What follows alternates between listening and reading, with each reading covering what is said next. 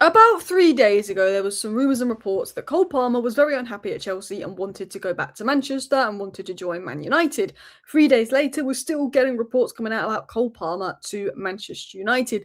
Constant media talk. Cole Palmer is apparently unhappy at Chelsea. Cole Palmer apparently wants to go to Man United. One of the reports said that Cole Palmer is unhappy with Chelsea's owners, so he wants to go to Man United, which makes zero sense because our owners are worse than Chelsea's owners. So I don't actually believe a lot of these reports, but we've got some actually reliable journalists talking about what's really happening with Cole Palmer and Man United behind the scenes. Is there any truth to these stories of Cole Palmer wanting Man United and wanting out of Chelsea? Because I'm going to say one thing. It's definitely not true that he wants out of Chelsea because of their owners. Because if he wants out of Chelsea because of their owners, he's gone to one of the only clubs with worse owners in ours. But obviously, there's rumours Mbeumo are leaving. Mbeumo has a 56 million release clause, and that is pure profit. So obviously, that could give Man United the ability to go and spend 100 million plus on Cole Palmer. Although with his injury record and everything, I'm not sure United want to do that. And I think we should be doing everything to keep Mbeumo at all costs, keep Mbeumo every year at all costs. But we're going to talk about that. We're going to talk about the Youth Cup. We're going to talk about the fact that Amrin actually denied Mainoo a new contract. Man United had a new contract ready for Kobbie Mainoo, and Amrin said no, which is interesting. And look, at the end of the day, we criticise Ineos and managers for not backing the board. Amrin didn't want to give Mainoo a new contract, and they said, you know what, well, okay. And they were willing to sell Mainoo in the summer for 40 million to back Amrin, which, I think is crazy. But some people will say, well, at the end of the day, this was their manager and they showed they're willing to do that. But I feel like Ineos were willing to back Amrin until Amrin disagreed with them.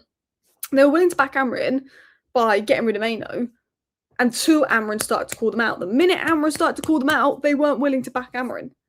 So you're willing to back Amrin when he's a yes man, when he, even when he's losing so many games and we came 15th and we lost the Europa League final and we lost to Grimsby, you're willing to back Cameron when he's a yes man, calls you out, now we ain't backing him, bye-bye, change. Oh, this club's a mess, man. We're going to talk about that. We're going to talk about Mbeumo's comments on Mainoo and more. So, hello, and welcome back to Alice Talks Football. That was a really long intro. Let's start by talking about the youth.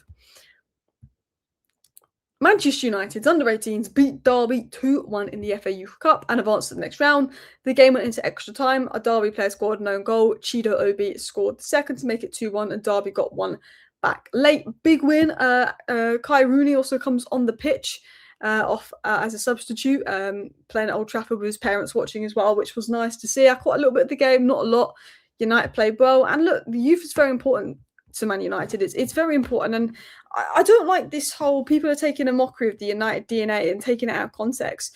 There was sort of the conversation that our DNA had gone under Amrin, and the United DNA is not a formation. It's not this. It's not that. It's not play youth. It's not formation. But the United DNA in itself is Man United try and win games. Man United like to attack. Man United like to take a chance on youth. Man United like to take risks. And I think when people were saying that United's DNA had gone under Amrin, it wasn't because he was playing a back three. It was because he sometimes wasn't attacking and he wasn't taking risks and he wasn't taking chances on youth. And I think everyone's been laughing at this United DNA kind of stuff. But I think our academy is a big part of our DNA. And I think we should be proud of that. Some of the academy players we brought through in recent years.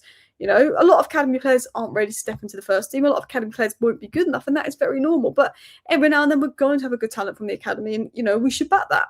And I think that's nice to know that we make so many good academy players. But anyway, let's dive into the Cole Palmer news.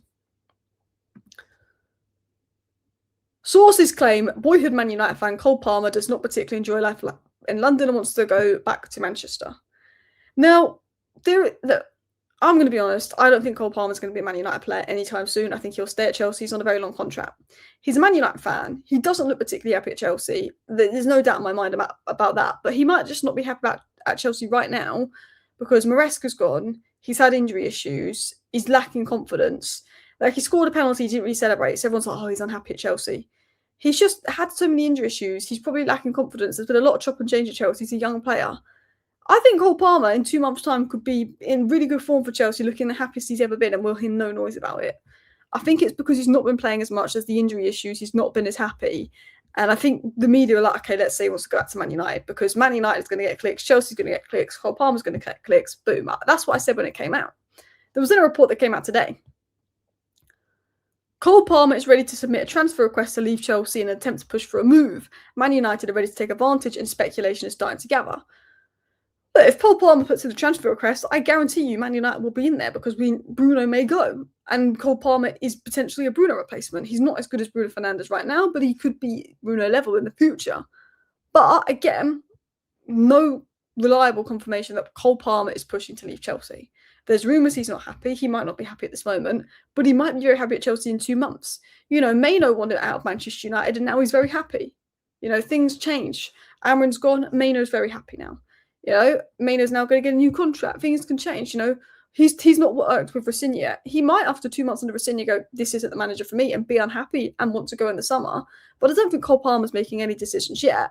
I don't think he's pushing for a move. But I think if he did push for a move, of course, Man United are going to be all over it. Regardless on the Cole Palmer rumours, that Chelsea's position is very clear. They see Cole Palmer as a crucial part of their project. They don't want him to go. There will always be rumours around Palmer as of January, but nothing is happening. Something could happen for Cole Palmer in the summer. I'm not denying that. If Cole Palmer is in bad form to the end of the season, doesn't get in the England World Cup squad, or gets more injury issues, Chelsea may look to say, you know what, if we can cash in a bit of money for him, let's do it. Chelsea are a profit-making club. They might. But realistically, one, I don't want to buy Cole Palmer off the back of a poor season or an injury-ridden season. We brought Mason Mount off the back of a poor injury-ridden season, and then he was injured for the first 2 years at us. Second of all, if Cole Palmer's good, Chelsea are not going to sell him, and Cole Palmer's not want. I think Cole Palmer's unhappy maybe because of injuries and form, maybe not. I don't necessarily think he's actually missing his friends back home. For me, I would love Cole Palmer. I would love Man United to go for Cole Palmer, but unless Cole Palmer forces a move, and Chelsea go, yeah, well, you know what, we're going to sell him in summer, there's no chance of it happening. And even if Chelsea were willing to sell him in summer, we'd have to pay an extortionate amount. And it's like, the only way Cole Palmer could be cheaper is if he's injury prone or bad. And we don't want to buy him if he's out of form or injury prone. We want Cole Palmer at his very best. So when you do business with Chelsea, I find this as a Man United fan, whenever we do business with Chelsea, they end up better off. They pay 55 million for Gittins and pay 40 million for Garnacho. Garnacho's been hit and miss at Chelsea, but Gittins is not better than Garnacho, but they pay 15 million more for Gittins. When we do business with Chelsea, we pay 50 million for Mount with 1 year left on his deal, and we give them Garnacho for 40. And look, I'm glad we give them a Garnacho, but that's what happens. I'd like Cole Palmer. I think he's a great player. I would absolutely sign Cole Palmer. I think it'd be very difficult to do unless he has a bad season and continues to be injury prone. And then that's when you have a debate of how much would you spend on Cole Palmer. I'd still buy Cole Palmer off the back of a poor injury-prone season, as long as he wasn't a ridiculous fee. But it gets to the point where you can't spend 100 million on a player that maybe has had a good year and a half of fitness issues, been out of form. Do you know what I mean? I think Cole Palmer's so good he will find form, and I think if he finds form, he ain't leaving Chelsea. But Matt Law did say this. Palmer has been linked with a move to United, despite the fact he's under contract at Chelsea till 2033. I mean, he's got this ridiculously long contract. These long contracts are a joke. I mean, look, I guess if you're a player and you're like, if I get a big 2-year injury, I could still get paid for the next 8-9 years of my career. I guess it's a safety net as a player. And it's not believed to have any clauses in that deal. It's claimed that Palmer, it's been claimed that Palmer could become unhappy at Chelsea or look to return home to Manchester, but that's not been communicated. I don't think Palmer's communicated that yet. I think this is a possibility in the summer. Let's see what happens under Rosinha. But as of now, I don't think anything's happening. I don't think Palmer's put in a transfer request. I don't think Palmer has done anything.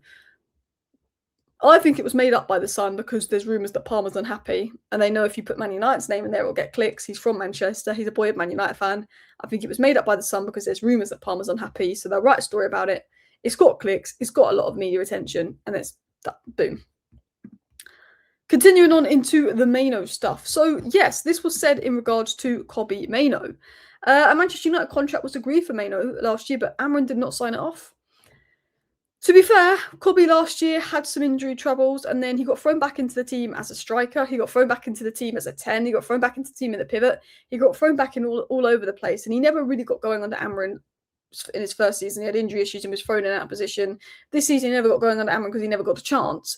So I fully understand why Amrin didn't want to give Kobbie a contract. He did not rate Kobbie. He did not trust Kobbie. We know that. And look, Ineos backed him on that. They said, okay, we won't sign off the Kobbie contract. We'll look to sell him for 40 million potentially in the summer. That's something they considered, but I think there was other people at Ineos that are like, no, let's see if it works this year under Amrin. But I honestly think if Amrin never fell out of Wilcox, Amrin would be here to the end of the season. I think Kobbie would have been sold on the cheap in the summer, which is mad to think. But Amrin is gone, and now they're ready to give Kobbie a new contract. And look, I think that's the right decision. I think for me, and I know Amrin didn't use Kobbie, But I think Kobbie will do more for Man United than Amrin. Well, Amrin's gone now, but I said this in October. I think Kobbie will end up doing more for Man United than Amrin. I said I want Amrin to prove me wrong back in September, October. I want Amrin to succeed, but I couldn't get rid of Kobbie for a manager with a 32% win rate when I think Kobbie could be a generational talent. I might be wrong. Kobbie might not be a generational talent. Kobbie, might reach his ceiling soon and we might decide he's not good enough. But I strongly believe, and I strongly, strongly believe that Kobbie Mainoo will be one of our best players. And I could never get behind the idea of selling Kobbie Mainoo for a manager with 32% win rate. Luckily, we didn't do that. But Ineos did consider that. And you can't blame Ineos for considering that because I guess it's backing the manager. But I think the manager needs to deserve to be backed. And I think a 32% win rate, I wouldn't sell one of my best youth prospects for that. Anyway, Amron is gone. We could go on about him for ages. But this is about Kobbie. And Brian Mbeumo spoke about Kobbie's performance versus Man City. First league start of the season, he was excellent. And he said, yeah, before I came, I heard about him and in training. His performances wasn't a surprise because he's a very good player. He has the margin of progression, and if he keeps going, he's going to be a good player. And I think Kobbie could go to the top, and hopefully he succeeds and signs that new deal. Thank you for watching. See you next time. Bye.